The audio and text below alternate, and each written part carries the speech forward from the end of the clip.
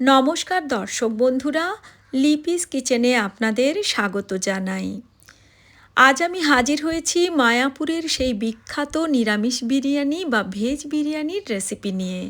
যে কোনো নিরামিষের দিনে একবার বানিয়ে দেখুন, পরিবারের সবাই এতটাই খুশি হবে খেয়ে, প্রত্যেক নিরামিষের দিনে এটাই খেতে চাইবে।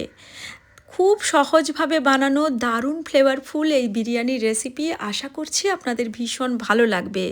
আমার চ্যানেল এখনও না সাবস্ক্রাইব করা থাকলে চ্যানেলটি সাবস্ক্রাইব করার অনুরোধ রইল। 2 কাপ বাসমতি চাল খুব ভালো করে ধুয়ে আধা ঘন্টার জন্য ভিজিয়ে রেখেছিলাম। এখন ডেকচিতে জল গরম করতে বসিয়েছি ভাত রান্নার জন্য। এখানে তেজপাতা, ছোট এলাচ, লবঙ্গ, দারচিনি, জয়িত্রীর ফুল, স্টার অ্যানিস, গোটা গোলমরিচ দিলাম ছোট চামচের 1 চামচ লবণ। জল ফুটতে শুরু হলে এখন ভেজানো চাল ভালো করে জল ঝরিয়ে এর সঙ্গে দিয়ে দিচ্ছি। এই পর্যায়ে ভাতটা কিন্তু আমাদের মোট 60 থেকে 70% মতো কুক করতে হবে, তার থেকে বেশি নয়। তবে ভাতের ডেকচিটা আমি পাশের বার্নারে হতে দিয়ে একটি কড়াই গরম করে নিয়েছি তেল গরম হলে এতে দিলাম অল্প পরিমাণ লবণ। এবার বড় বড় টুকরো করে কিউব করে কাটা পনিরগুলো দিয়ে বেশ লালচে রং করে ভেজে তুলে নিচ্ছি। আপনারা চাইলে এই রান্নায় পনিরের পরিবর্তে সোয়াবিন বড়িও ব্যবহার করতে পারেন। এবার দিয়ে দিচ্ছি এখানে বড় বড় ডুমো করে কেটে রাখা আলুটাকে 3-4 মিনিট ভেজে নেব, যাতে আলুতে একটা সুন্দর রং ধরে যায় আর আলুর গায়ে একটা সুন্দর ক্রিস্পি লেয়ারও ধরে যায়। এরপর দিলাম কেটে রাখা ফুলকপি আর বিনস। পরিমাণ মতো লবণ দিয়ে ফুলকপি আর বিনস দিয়ে আরও 3-4 মিনিট ভালো করে ভেজে নিয়ে দিয়ে দিলাম এখানে গাজর দিয়ে জাস্ট 2 মিনিট নাড়াচাড়া করেই কিন্তু সমস্ত সবজিগুলো নামিয়ে ফেলবো। এর থেকে আর বেশি নরম করে কিন্তু ভাজবার প্রয়োজন নেই। সমস্ত সবজিগুলো কড়াই থেকে নামিয়ে নিচ্ছি, আর আগেই কিন্তু আমার ভাতটা প্রায় 60 থেকে 70% মতো কুক হলে ততক্ষণাতেই আমি ফ্যান ঝরিয়ে নিয়েছিলাম। আর দেখুন ভাতটা এরকম একদম ঝরঝরে তৈরি করে নিতে হবে। এখন ভাতটাকে ঠান্ডা হতে দিলাম আর একটা মশলা তৈরির জন্য একটা বড় মিক্সিং বোল নিয়ে তার মধ্যে নিলাম 1 কাপ টক দই, ছোট চামচের 1 চামচ করে ধনে জিরের গুঁড়ো, 1 চামচ কাশ্মীরি লাল লঙ্কার গুঁড়ো, অল্প একটু হলুদের গুঁড়ো আর 1.5 চামচ দিয়েছি বিরিয়ানির মশলা। এবার দিচ্ছি পরিমাণ মতো লবণ আর অল্প চিনি। এখানে আমি 2 থেকে 3 চামচ মতো ফ্রেশ ক্রিম ব্যবহার করছি। ফ্রেশ ক্রিমের পরিবর্তে আপনারা চাইলে 2 চামচ পাউডার মিল্কও ব্যবহার করতে পারেন। খুব ভালো করে সমস্ত কিছু একসঙ্গে মিশিয়ে নিলাম। আপনারা চাইলে খোয়া বা মাওয়া ব্যবহার করতে পারেন বিরিয়ানিতে, আমি তার পরিবর্তে আজকে ফ্রেশ ক্রিম ব্যবহার করছি। এছাড়াও পাউডার মিল্কও ব্যবহার করা যায়। সমস্ত কিছুকে মিশিয়ে নিলাম ভালো করে। এখানে ছোট কাপের 1 কাপ কুসুম গরম দুধের মধ্যে মিশিয়ে দিচ্ছি 1.5 চামচ কেওড়া ওয়াটার, 1.5 চামচ রোজ ওয়াটার বা গোলাপ জল, ভালো করে মিশিয়ে নিলাম। আপনারা চাইলে এখানে মিঠা আতরও মিশিয়ে রাখতে পারেন কয়েক ফোঁটা।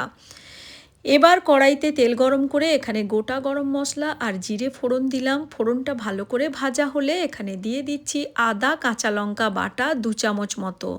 যেহেতু এই রান্নাতে পেঁয়াজ রসুনের ব্যবহার নেই, তাই আদাটা একটু বেশি পরিমাণে দিতে হবে। আদার কাঁচা গন্ধ যাওয়া পর্যন্ত ভালো করে ভেজে নিলাম।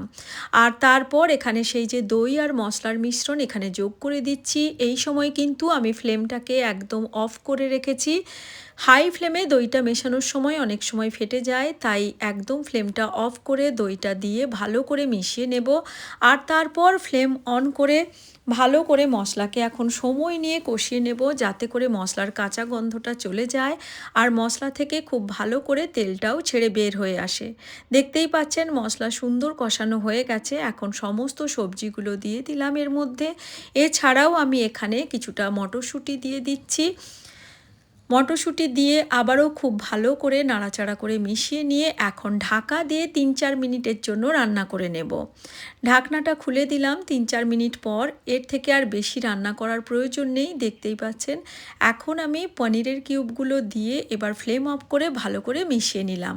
আমাদের সবজি রেডি, ওদিকে ভাতটাও সুন্দর ঠান্ডা হয়ে গেছে। এখন আমি বিরিয়ানির লেয়ার করে দেখাচ্ছি। গ্যাস না জ্বালিয়েই কিন্তু একটা তাওয়া বসিয়েছি, তার উপর একটা ছড়ানো পাত্র নিয়েছি। আপনারা বিরিয়ানির হাঁড়ি বা যে কোনো ছড়ানো পাত্র এভাবে ব্যবহার করতে পারেন, যাতে এর তলাটা বেশ পুরু হয় পাত্রের, সেটা লক্ষ্য রাখবেন। এবার অল্প একটু জল দিয়ে তেজপাতা বিছিয়ে নিয়েছি, আর তার উপর দিয়ে দিলাম সেই দুধের প্রায় 3 ভাগের 1 ভাগ দিয়েছি। এর উপর চালের লেয়ারটা দিয়ে নিচ্ছি। মোটামুটি বেশ কিছুটা চাল দিয়ে বা ভাত দিয়ে ভালো করে স্প্রেড করে তার উপর সবজির একটা লেয়ার বিছিয়ে দিচ্ছি। সবজির মধ্যে যে গ্রেভির অংশ আছে সেটাও দিয়ে দিচ্ছি। এরপর কিন্তু আরও একটা ভাতের লেয়ার উপর থেকে দিয়ে দিচ্ছি, যাতে করে সবজিটা খুব ভালো করে কভার হয়ে যায়। আর তারপর এখানে দিয়ে দিচ্ছি সেই দুধের কিছুটা অংশ।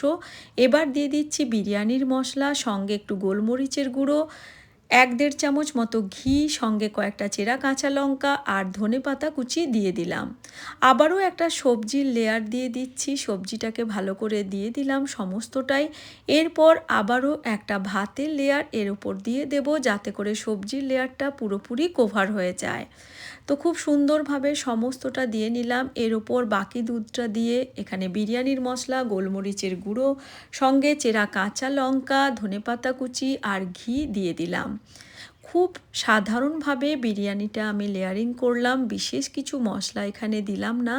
ঢাকা দিয়ে প্রথমে 1-2 মিনিট হাই ফ্লেমে রাখবো, যাতে করে তাওয়াটা গরম হয়ে যায়, আর তারপর লো ফ্লেমে প্রায় 15 মিনিটের জন্য এভাবে দমে বসিয়ে রাখবো। আর তাতে করেই আমাদের ভেজ বিরিয়ানি একদম রেডি হয়ে যাবে। তবে প্রথম অবস্থায় কিন্তু নাড়াচাড়া করা যাবে না, একটু 5 মিনিট মতো সময় দেওয়ার পর বা স্ট্যান্ডিং টাইমে রেখে এবার হালকা হাতে এভাবে মিশিয়ে নিতে হবে। দেখতেই পাচ্ছেন কতটা পারফেক্টভাবে এটা তৈরি হয়েছে, একদম ঝরঝরে সুন্দর, খেতেও দুর্দান্ত হয়। ভালো লাগলে লাইক, শেয়ার ও কমেন্ট করার অনুরোধ রইল। আজকের মতো এই পর্যন্তই, আবার হাজির হব নতুন কোনো রেসিপি নিয়ে। Thanks for watching.